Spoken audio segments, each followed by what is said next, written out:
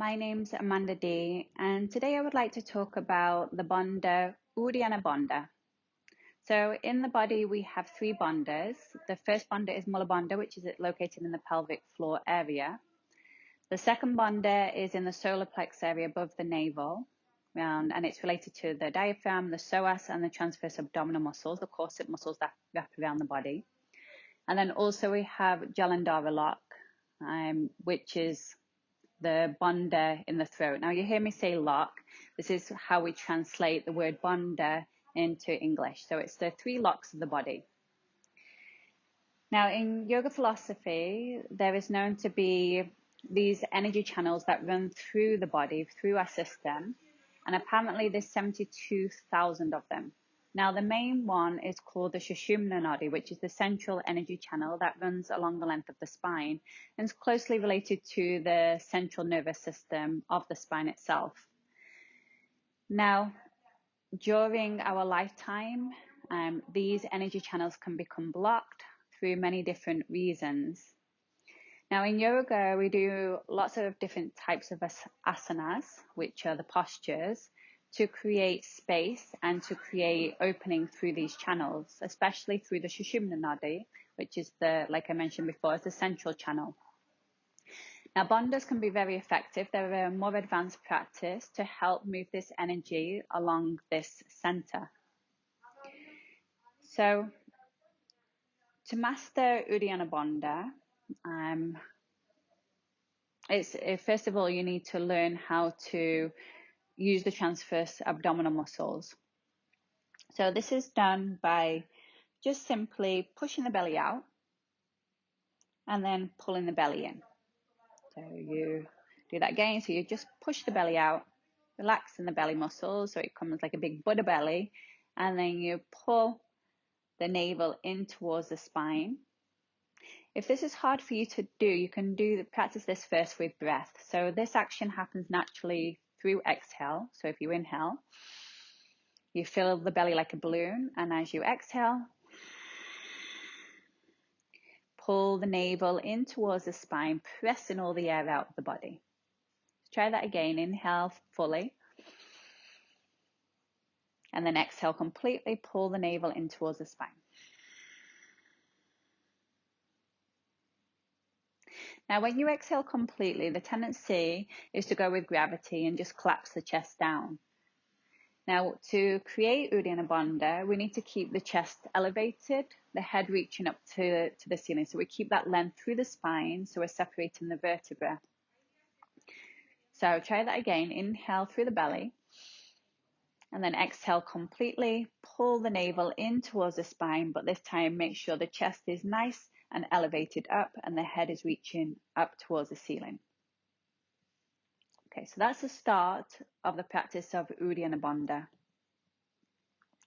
Now, what you're actually doing when you're practicing uddiyana bandha anatomically is you're squeezing in the transverse abdominis, which is the corset muscles that wrap around the torso. You're also stretching out the diaphragm, which is the major muscle for breathing. And when we are babies, we naturally use the diaphragm and everything works perfectly. Like if you watch a baby breathe, you'll see the whole body moves. Their belly expands, their belly drops in. As we get older, we start to use these muscles called the accessory muscles, and we do something called shallow breathing. By practicing uddiyana bandha and stretching out this diaphragm, so on the exhale, we create a vacuum in the body, and then the diaphragm is pulled up into the chest cavity and extended. Then, when we release, the muscle of the diaphragm works a little bit more efficiently because we empty all the stale oxygen, all the stale air and carbon dioxide out of the body. And also, it helps to release all the accessory muscles, which would be some of the intercostal muscles. There's a whole bunch. I don't need to go through them right now, but all the accessory muscles, we release these.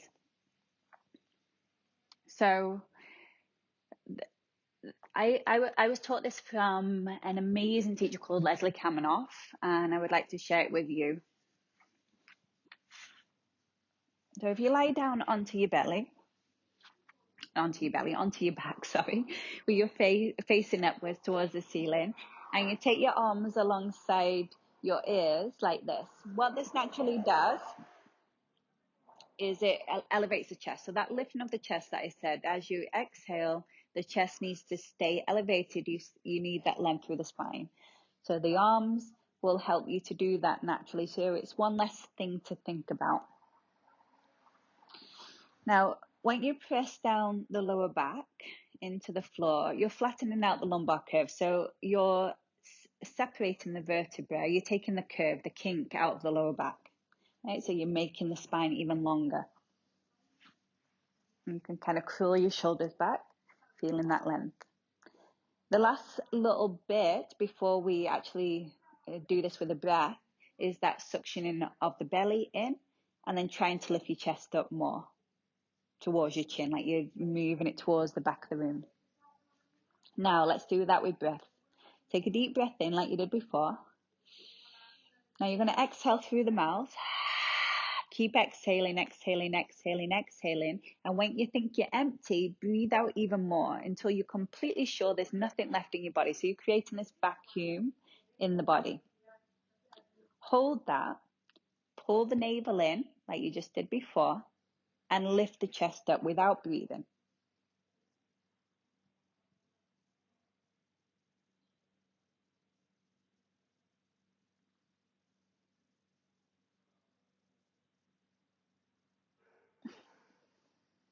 And release. So try to let the breath in come in slowly. Try not to gasp the air in. So if you want to see that and what that looks like, I'm going to show it here.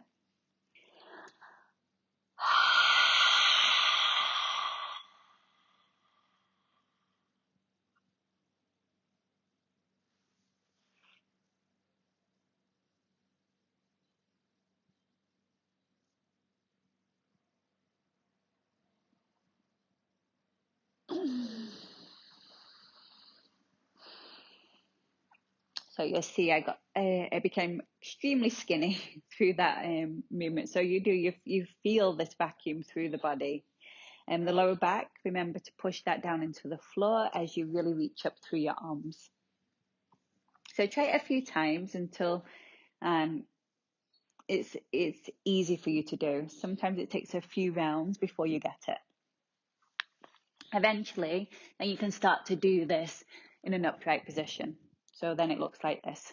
Now, what I need to do, because I'm not going to reach my arms up because I'm fighting against gravity that direction, I'm going to push my hands down to lift my chest. You see that? So push down to lift my chest to get that length, that kind of cinching in of the waist.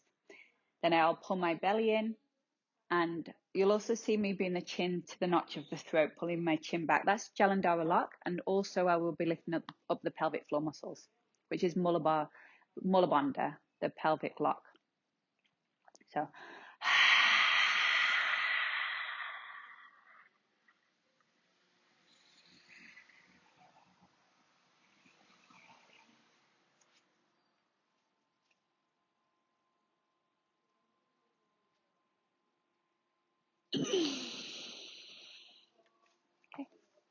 Okay, hope that was helpful. Thank you so much. Namaste.